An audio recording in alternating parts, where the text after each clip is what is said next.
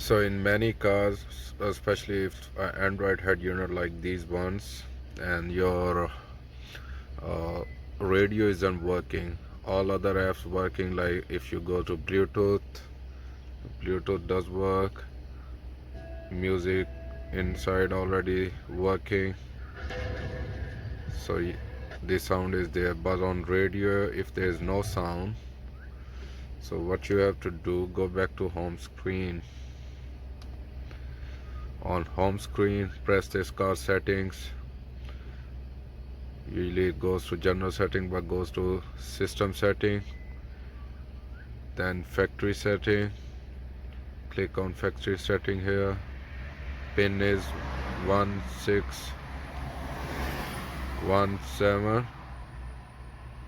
Confirm. On here, feature setting, make sure that DVD 1 is checked. If it's unchecked, that's the reason your radio isn't working. Like you are getting sound from other apps, local sound is working but not the radio.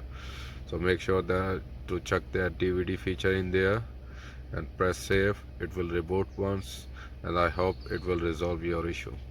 Thanks for watching, and please don't forget to like and subscribe my channel. Thank you.